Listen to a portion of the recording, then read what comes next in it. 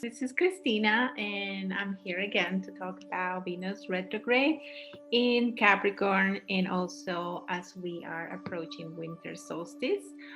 So these are two themes that definitely for me, especially I'm a Capricorn, but definitely I've been exploring how this Venus retrograde and in Capricorn is really influencing me to dive deeper into therapy and dive deeper into exploring psychological aspects of myself and trauma that I've been carrying for many years.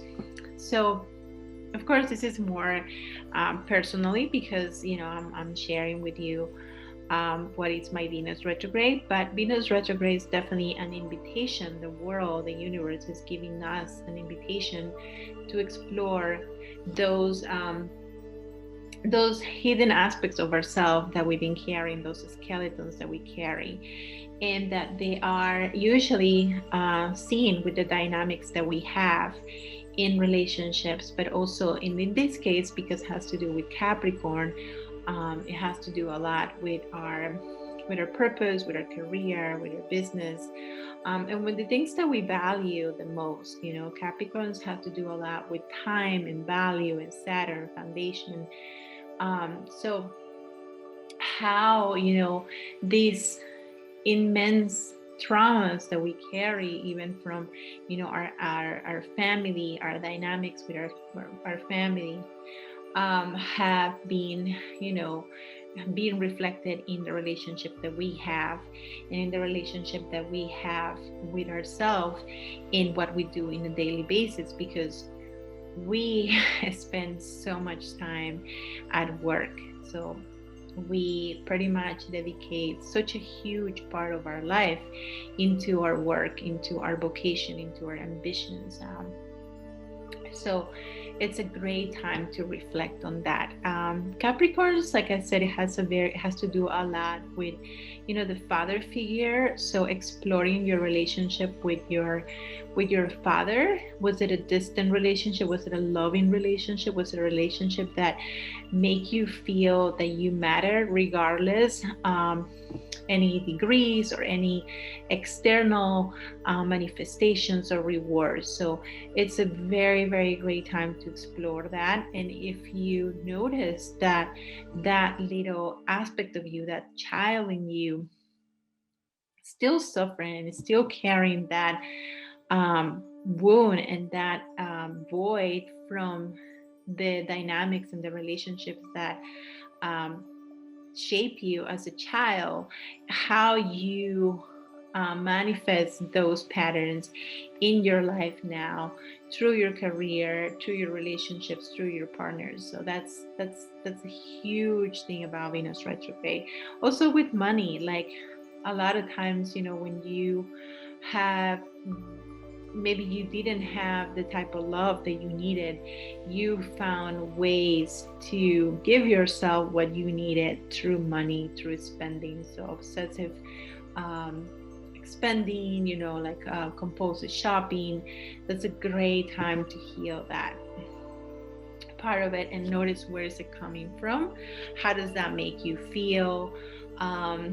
What happens when you tap into that energy of emptiness and void from not having those needs that you needed when you were a child? So yes, and at the same time, with your career, are you satisfied with your career? Are you satisfied with the job that you do? Are you happy with where you are in your life right now? And it can be very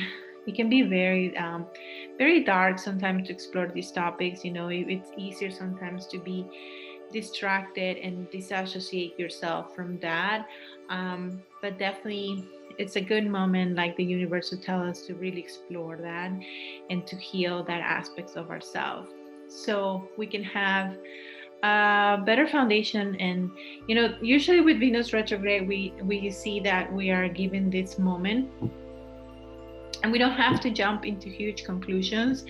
We just have the time to reflect and even like reshape our life in some way, but we don't have to act upon right now. Just little steps, like going to therapy or journaling, or just maybe exploring your relationship, like I said, with what you have, the relationship with your parents and how that manifested in your romantic relationships, in your partnerships, in your business, in your career, and your relationship with money, and your relationship that you carry with your finances. How is your financial status right now?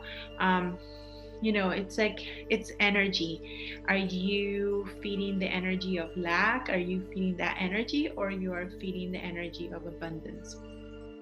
So these are great times to heal those part of ourselves. And also winter solstice. So with the winter solstice, I think definitely tapping into the inner light, as we here in the north hemisphere, we definitely have, we're surrounded by darkness, by 4 or 5 o'clock, especially where I live in Colorado, it gets really dark and days get cold. But interesting, we're actually approaching light.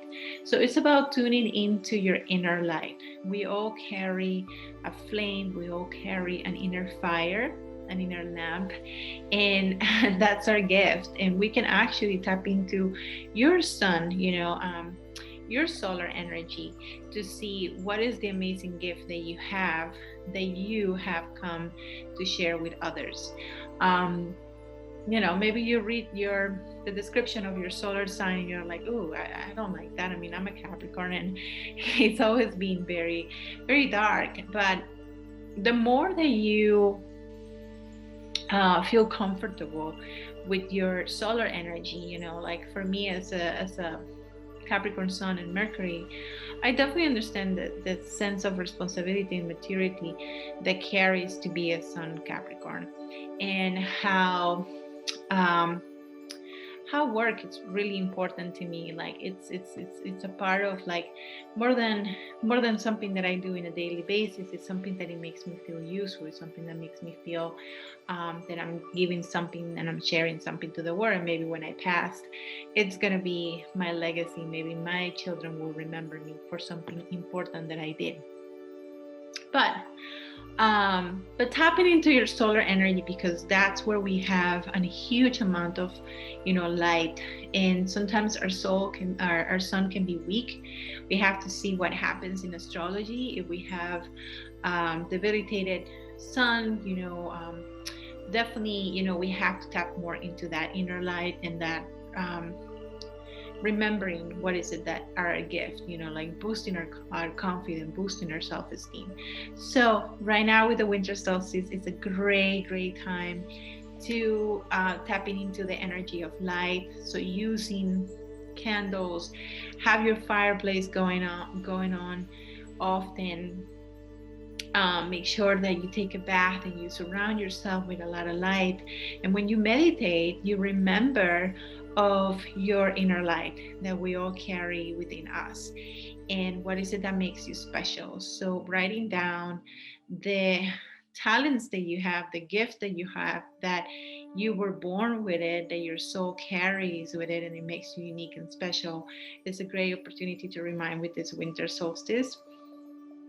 And this is a great time to really do your rituals, and and see parts of yourself that you're letting go.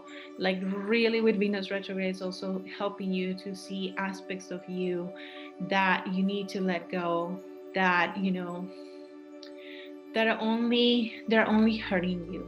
So write them down and explore them, notice them, have a conversation with yourself, and see what aspects of you are you ready to let go. We went through all the eclipses, and we definitely we are releasing a lot of energy. We're surrendering a lot of energy. So trusting that you are where you are right now in your life, it's just taking you to the better version that you can be, and you are perfect just as you are. But like I said, sometimes we do carry in our closet a lot of wounds and trauma that come from our childhood, or that comes from, even past life, or just energetically, there's aura around us that sometimes, hasn't been used properly. So having a lot of clearing, and for that, you need to make space for you, to create this bubble for you, to love yourself and take care of yourself. So that's the message with Venus retrograde.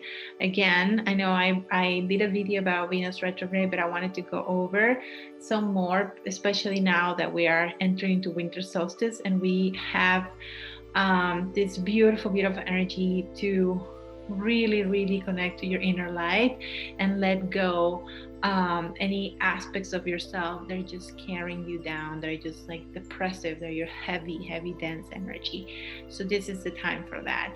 And you can use crystals. You can use, go for a nice walk. You can make some rituals, working with fire. This is the perfect time. If you have a fireplace, you can write a letter to yourself and heal those aspects of you. Maybe those parts are never going to be gone, but you can still have the awareness so you can choose wisely and you don't have to feed that energy anymore. And you can burn that in your fireplace or burn that or do like a fire ceremony. So wishing you, all of you, a beautiful, beautiful winter solstice. And, remember that, you can wake up early in the morning actually and do something that really, really nourish your spirit. If it's yoga, if it's, doing a japa or chanting, remember tomorrow to do it. It's a great time. It's a great opportunity. So that's all. Happy solstice and winter solstice and happy holidays and all my love. Namaste.